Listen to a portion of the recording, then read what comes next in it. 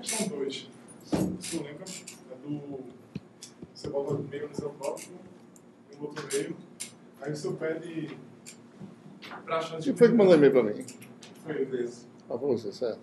Pronto, justamente isso. Porque no caso, eu considerei um OS ali. São 2 meses isolantes, não tem um S. Porque você não tinha... Assim, não tinha explícito que era isolante, não sei o quê. Mas eu falei que tinha carga de superfície? Não, aí eu também. Não tem. Eu supus uma coisa geral, né? Aí eu supus que não. Se fosse isolante, aí eu botava. No meu caso, eu vou ficar em função de OS. Certo, você faz OS igual a zero. Pronto. Então. Certo, então. Certo.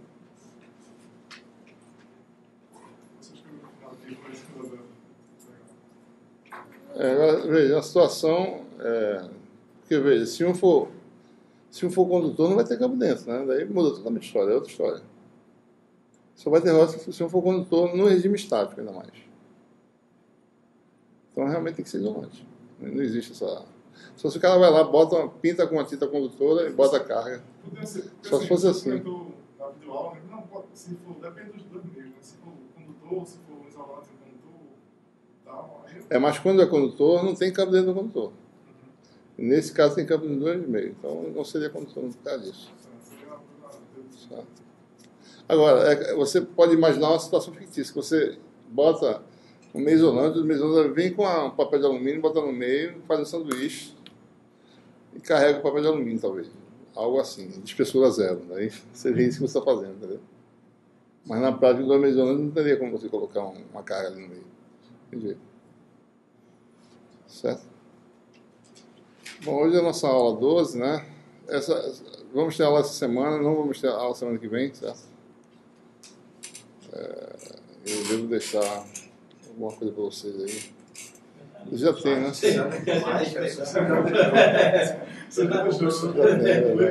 Já fiz de propósito, esqueci. Bom, nessa aula a gente vai falar sobre como a gente vê a questão. A gente falou em meios absorvedores na última aula, mas não vi como era a questão da potência transmitida, né? De que forma a gente obtém a potência transmitida no meio de transmissão, certo? E vamos então revisitar essa questão, né? Fluxo de potência e absorção. Novamente usando o teorema de Point, né?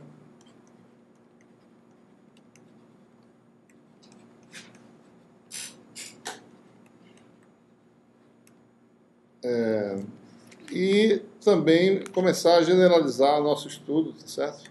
De reflexão de transmissão no caso de interface dupla. Na próxima aula, a gente vai fazer isso para uma situação de N camadas, tá certo? Digamos assim, né? A gente quer ver aí como é que é a reflexão de transmissão para a interface dupla, né? Vai introduzir o formalismo que permite generalizar o resultado para N camadas, tá certo? Muito bem. Bom, nós temos aí essa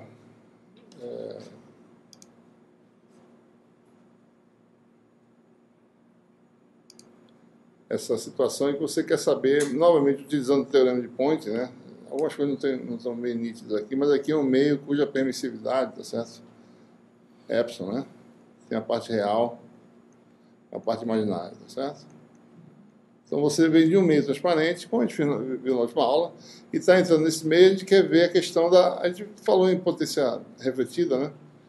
Mas a gente não analisou direito essa questão da energia que é transmitida nesse meio aqui, tá certo? Então vamos mais uma vez usar o teorema de Point, fechar isso, né, com um paralelepípedo, tá certo? Aqui está a seção transversal dele, né? Tem um plano aí, tá certo? Que corta, né? Essa aqui é a direção Z, né, no caso, tá certo? Essa aqui é a direção X, né? E o que sai do quadro aí seria a direção... o que entra no quadro, na realidade, seria o crescimento da variável Y, tá certo? Porque X está para cá, né? O sistema cíclico X, Y entrando, tá certo? E Z para cima, né? Então, se a gente fizer um balanço de potência aqui dentro, tá certo? Admitido que esse comprimento aqui é um dx, né? Essa parte desse paralelepípedo tem um comprimento dz1, né? nessa parte do meio 1 e um comprimento Z, né? Não é DZ, mas é um comprimento Z no meio 2. Z pode ser qualquer, tá certo? Em particular, posso fazer o balanço de Z igual a 0 se eu quiser, seja já dentro do meio 2, na interface. E aplicando o teorema de Point, né? Certo? Se a gente lembrar, né, que nós temos, o teorema de Point diz que o fluxo de potência para dentro de um volume fechado, né, limitado pela superfície sigma, tem uma parte que tem a ver com a integral de J escalar E, tá certo? Tem uma parte que é devido às perdas dielétricas, que surge, a parte real disso, se tiver uma parte real do epsilon, parte marginal do epsilon, surge uma componente da parte real dessa grandeza aqui, que quer dizer potência ativa, certo? Então, quer dizer que a potência que está fluindo está sendo usada, está sendo consumida no meio absorvedor, que é o meio 2, certo? Então, a gente tem que fazer esse cálculo. Observe que esse meio 1 aqui, epsilon 1, é um meio transparente, certo? Ele tem, assim, uma permissividade relativa, né? Igual a N1 ao quadrado, onde isso aqui, N é real, tá certo? Então, o meio absorvedor, na realidade, é o meio 2. Né? A gente pode, usando as expressões para as ondas planas, nós podemos mostrar, já fez isso antes, né? Que o vetor de Point tem forma geral dada por essa expressão aqui, independentemente da polarização, tá certo? Uma expressão bem clássica, né? Tensão ao quadrado sobre impedância, né? V2 sobre R, tá certo? Impedância de onda, né? No meio incidente, tá certo? E aqui tem a direção do vetor de onda, né? Sobre o módulo do vetor de onda. Então, isso aqui tem módulo 1, tá certo? Isso aqui é o vetor de onda em si, isso aqui é o módulo dele, no meio 1, tá? Certo? Eu tenho uma sensação que eu estou assumindo aqui que o meio de entrada, tá certo? Acho que eu não estou assumindo nada. Não sei se eu estou assumindo que tem refração 1, né?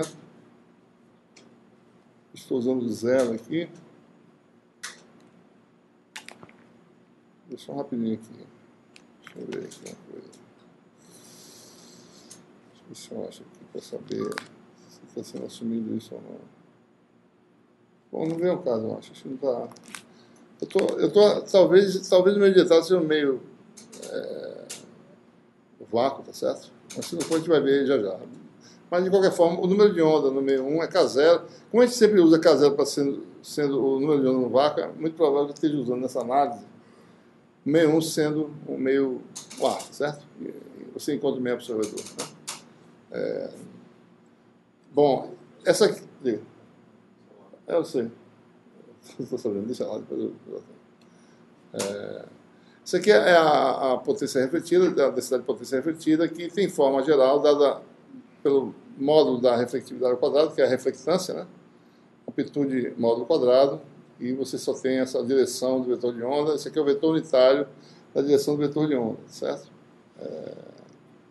Então a gente pode usar isso aí. Essa expressão depende do tipo de polarização, né? Então o que vai mudar basicamente na potência refletida é a fórmula desse coeficiente de reflexão. Né? E para a onda transmitida, tá certo? A gente tem que usar as expressões para os campos, né? Isso aqui é o campo transmitido, né? Tem o coeficiente TP vezes a amplitude do campo incidente. Isso aqui é o índice de refração do meio absorvedor. Esse barra, lembrando vocês, é o fato que N é igual a parte real, parte imaginária, né?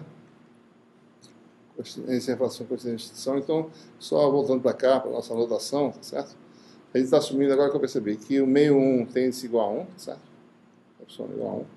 Tá? O meio 2 tem o índice de refração N, né? Certo? Isso aqui é igual a N barra ao quadrado, né? Que é complexo, certo?